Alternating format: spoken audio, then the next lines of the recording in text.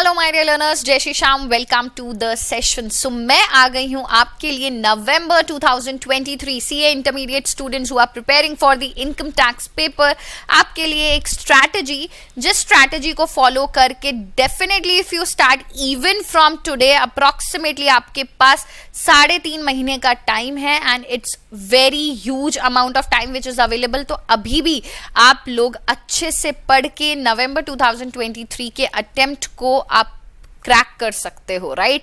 आप खुद डिसाइड कर लो, इधर you are a group 1 student और अ ग्रुप 2 स्टूडेंट्स, और you are a student who is preparing for both the groups. So how you have to manage the time, I will not be telling you, but how I will be telling you how you have to manage the subject called as income tax, right? तो सबसे पहले हमारा मई 2023 का attempt का result आ चुका है and there are students who have made in this particular attempt. So a big congratulations उन सारे बच्चों को जिन्होंने मई 2023 में सीए इंटरमीडिएट क्रैक कर लिया है, ठीक है? And there might be some students जिन्होंने एक ग्रुप निकाला, माइट बी ग्रुप 1 और group 2. So congratulations to all those respective students as well. Now there are certain students जो इस अटेम्प्ट में क्लियर नहीं कर पाए. तो बच्चों, आपको परेशान नहीं होना है, जैसे हर रात के बाद सुबह होती है. सो डेफिनेटली हम भी उतनी मेहनत करेंगे कि हम नवंबर 2023 में क्लियर कर जाए, ठीक है? तो परेशान नहीं होना है.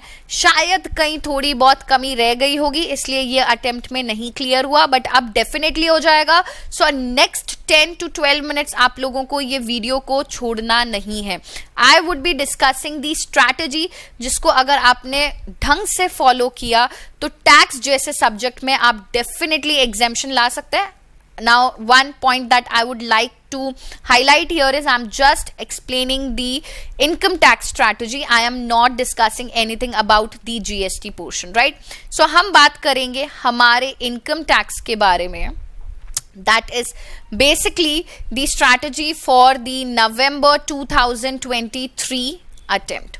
Now, सबसे पहले चीज जो मैं आपको यहाँ पे हाईलाइट करवाऊंगी वो ये है कि हमें किस तरीके से प्रोसीड करना है. So there are certain topics जिसके बारे में हमें पता है कि भाई एग्जाम में क्वेश्चन आएगा ही आएगा. So I would just list down those particular topic and वो पर्टिकुलर कुछ टॉपिक्स हैं जो आपको सबसे पहले पढ़ने हैं. नाउ वी ऑल नो जो डीटी है, दैट इज डायरेक्ट टैक्स है, इसका सिलेबस बहुत वास्ट है, right? And because we are very much aware about the 5 heads and 5 heads कितने बल्कि हैं, तो हमारी स्ट्रैटेजी ऐसे होनी चाहिए कि इस पर्टिकुलर सब्जेक्ट के अंदर जो पर्टिकुलर चैप्टर मुझे सबसे ज्यादा मार्क्स दे रहा है वो मैं सबसे पहले करूंगा, ठीक है? नाउ स्टूडेंट्स, हमारा सीए इंटर का जो डायरेक्ट टैक्स का सब्जेक्ट है, इसमें हम फॉलो करने वाले हैं 70-30 रूल, ठीक है? So I tell you how this rule is actually applicable. ना आपका डायरेक्ट टैक्स का syllabus we are very much aware कि बहुत ज्यादा बल्कि है, बहुत ज्यादा लेंदी है, मैनेज नहीं हो पाता है. तो जब से आप ये स्ट्रैटेजी फॉलो करके डायरेक्ट टैक्स का प्रिपरेशन चालू करोगे, उस दिन से आपको एक प्रॉमिस खुद को करना है, and that promise is that you will be following this subject with the strategy of cumulative revision. Now cumulative revision जब मैं रेगुलर बैच में बच्चों को पढ़ाती हूँ तब भी मैं बोलती हूँ क्यूमुलेटिव रिविजन एक रामबाण इलाज है टू क्रैक एनी एग्जाम, ठीक है? Not only in respect of, talking in respect of the CA exams, ठीक है? किसी भी तरीके का एग्जाम के लिए अगर आप प्रिपेयर कर रहे हो, ये एक ऐसी चीज है जो आपके पास होनी चाहिए. इस चीज को आपको अपनी लाइफ का एक हैबिट बनाना चाहिए, that is cumulative revision. Cumulative revision means आज जो पढ़ा है कल पढ़ने से पहले आज का पढ़ा हुआ मैं 15 मिनट देके 20 मिनट देके डेफिनेटली रिवाइज करूंगा. और डायरेक्ट टैक्स में अगर आपने क्यूमुलेटिव रिविजन की स्ट्रैटेजी को फॉलो किया है तो आप कहीं पे भी परेशान नहीं होंगे, राइट? दैट मीन्स आज जो पढ़ा है कल पढ़ने से पहले वापस मुझे क्या करना है, कल पढ़ा हुआ पोर्शन एक बार गो थ्रू करना है, एक बार रिवाइज करना है फटाफट, भले आप पेजेस ही क्यों ना टर्न कर रहे हो. सो आती हूं मैं 70-30 स्ट्रैटेजी पे. देखो यहां पर क्या है, हमारे सिलेबस का जो डायरेक्ट टैक्स है, ठीक है? सो डायरेक्ट टैक्स के अंदर 30% सिलेबस ऐसा है जो बहुत ज्यादा बल्कि है, ठीक है? बल्कि है in terms of counting I am giving you. So I just give you what is 70% and what is 30%. अब जो ये 70% है, यहाँ पे कौन कौन से चैप्टर्स आते हैं ध्यान दीजिएगा. Residential status, right? Now residential status के पास हमारे पास है house property, right. Then we have income from other sources, we have clubbing, we have set off carry forward. ठीक है, क्लबिंग है, सेट ऑफ है, कैरी फॉरवर्ड है. We have deductions, we have TDS, TCS, and lastly we have advance tax, right? And lastly we have provisions for filing of return. ठीक है, income tax return. In short, I'm just writing provisions for income tax return. Now ये जो 70% portion, I'm not talking 70-30% in terms of marks बच्चे, I'm talking in terms of the amount of chapters that are covered. So 70% chapters मैंने यहाँ पे लिख दिए. Now 30% जो है that is basically salary. ठीक है, we have PGBP, we have capital gain, right? अब बेसिक कॉन्सेप्ट्स आ गया, computation of individual, assessment of individual, वो सब हाँ ठीक है कवर हो गया. ठीक है, majorly I have divided this portion as 70%, 30%, right. अब देखो ये जो 70% वाला एरिया है ना, मुझे कितने मार्क्स देगा ये समझने की कोशिश करो. तो रेसिडेंशियल स्टेटस एक ऐसा टॉपिक है जिसमें से डेफिनेटली 5 to 10 मार्क्स का क्वेश्चन आपको एग्जाम में देखने को मिलेगा ही मिलेगा. सो 5 मार्क्स का क्वेश्चन जब मुझे पता है यहां से आ रहा है, so why not to prepare. Comparatively chapter इतना लेंदी भी नहीं है, बल्कि भी नहीं है, इजी चैप्टर्स हैं. ठीक है, हाउस प्रॉपर्टी 5 to 8 मार्क्स का क्वेश्चन, तो मैं लोअर लिमिट लेके चल रही हूँ, मिनिमम 5 मार्क्स का क्वेश्चन आएगा ही आएगा. Income from other sources 5 marks का क्वेश्चन आपको डेफिनेटली एग्जाम में देखने को मिलेगा. क्लबिंग सेट ऑफ में ले लूं तो कभी क्लबिंग से आ जाता है, कभी सेट ऑफ से आ जाता है, तो 7 to 8 मार्क्स का क्वेश्चन यहाँ पे अटक जाता है. डिडक्शंस डेफिनेटली 8 मार्क्स का क्वेश्चन आएगा ही आएगा. TDS, TCS 8 मार्क्स का क्वेश्चन आएगा ही आएगा. Provision for filing of returns 4 marks का क्वेश्चन आएगा ही आएगा. So if we do the total of the entire marks that are being covered here is somewhere around 45. तो ये जो मेरा 70% एरिया है, ये समवेयर अराउंड 40 to 45 मार्क्स जो है होल्ड करता है. और अब आऊं मैं 30% पे, which is salary, PGBP, capital gain. ये मिला के over a period of time जो हमारे पेपर का पैटर्न है एग्जाम में चेंज हो रहा है. तो सैलरी, PGBP, कैपिटल गेन आपको 15 से 20 मार्क्स का देखने को मिलता है मिला करके. और अगर हम बल्कीनेस पे बात करें, विच chapter is more bulkier, so salary, PGBP और कैपिटल गेन में मिला के जितना टाइम लगता है ना इन 3 चैप्टर्स को कवर करने के लिए, आप उतने टाइम में ये सारे चैप्टर्स, ठीक है, आराम से कवर कर सकते हैं.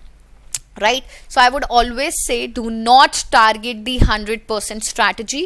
Go with 70-30%. मैं ये नहीं बोल रही हूं आपको कि आपको ये 30% को कवर करना ही नहीं है. देखो कोई चीज जब कर रहे हो और स्टार्टिंग में कोई चीजें इजी आ जाए तो उससे क्या होता है, हमारा एक मोटिवेशन नेक्स्ट लेवल पे पहुंच जाता है. हम बहुत ज्यादा मोटिवेटेड हो जाते हैं पढ़ने के लिए. तो क्यों ना उन इजी चीजों को पहले किया जाए जो मुझे maximum number of marks exam में दे रहे हैं. बट उसका मतलब ये नहीं है कि आप इन चैप्टर्स में से कट शॉर्ट करने लग जाए. अच्छा इस चैप्टर में मैंने ये पढ़ लिया, इसमें ये नहीं. No, cover the 70% 100% first. ठीक है, 70% को सबसे पहले 100% कवर करो एंड फिर जो ये रिमेनिंग 30% बचता है उसको आप एक टारगेट, नंबर ऑफ डेज का टारगेट देकर कंप्लीट करो. If I give you the strategy in terms of days now, so every time I am giving the strategy जो मैंने खुद अपने टाइम पे फॉलो करी थी. सो इस पर्टिकुलर स्ट्रैटेजी में ऑलवेज गो विथ, जैसे मान लो आपने 10 दिन दिए, डायरेक्ट टैक्स को आपने 10 डेज दिए. नाउ 10 डेज बेसिकली मीन्स आप 10 डेज के लिए DT पढ़ रहे हो. नाउ DT जब आप पढ़ रहे हो, so start with residential chapter. After you are done with residential, house property, income from other sources, clubbing, set off, ये सारे चैप्टर्स हैं जो आप एक एक दिन में इंक्लूडिंग दी प्रैक्टिस क्वेश्चन आप सॉल्व कर सकते हो. अच्छा प्रैक्टिस करनी है तो कहां से करनी है? We all know the grooming education, we have perfect practice thing. अब ये परफेक्ट प्रैक्टिस क्या है? ये परफेक्ट प्रैक्टिस आपका ICI का स्टडी मैट का जितना भी क्वेश्चन एरिया है वो पूरा कवर करता है, साथ ही साथ प्रीवियस ईयर के एग्जाम्स क्वेश्चन, साथ ही साथ आपके एमटीपीज आरटीपीज के क्वेश्चन। तो आप 10 डेज का टारगेट लेके चलो, ठीक है। इन 10 डेज में आपको सबसे पहले स्टार्टिंग के 6 डेज में you have to cover the 70% of the syllabus. और अगर आपने ये 70% ऑफ द सिलेबस कवर कर लिया ना, आपका कॉन्फिडेंस नेक्स्ट लेवल पे होगा। आपको लगेगा ओके अब 30% मीन्स 3 चैप्टर्स ही बाकी हैं, अरे यार ये तो मैं फटाफट कर लूंगा। सो इस तरीके से हर सब्जेक्ट का strategy you can define by dividing the syllabus into 70 and 30% portion. So target 70%, 100% first, मतलब ये जो 70% है इसका पूरा 100% कंप्लीट करो, फिर एक लिमिटेड नंबर ऑफ डेज में आप रिमेनिंग 30% लो and how much you are able to cover, so उस हिसाब से आप आगे बढ़ो। सो डिफिकल्ट नहीं है, बट एक इंपॉर्टेंट चीज यहाँ पे ये है कि आपको क्यूमुलेटिव रिविजन को आपकी लाइफ का हैबिट बनाना पड़ेगा, then only you can crack the direct tax subject, right? I hope this particular strategy is clear. अच्छा, what is the importance of appearing for the mock test RTPs? अब अगर आप दे सकते हो mock test paper, so I would really suggest please appear for the mock test paper.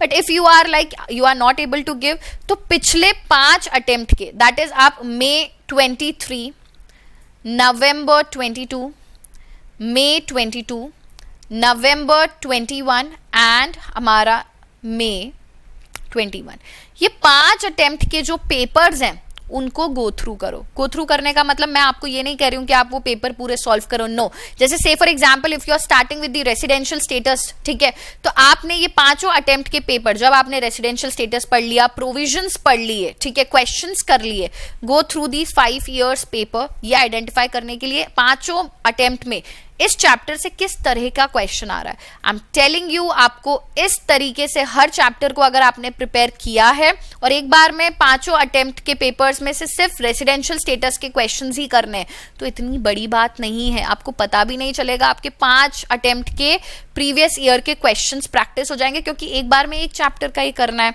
Right? So I think with this start with the 100% motivation and with that enthusiasm that yes, November 23 is my attempt. दुनिया इधर की उधर हो जाए कोई बात नहीं, but मैं तो ये November 23 में क्लियर करके दिखाऊंगा या दिखाऊंगी, राइट?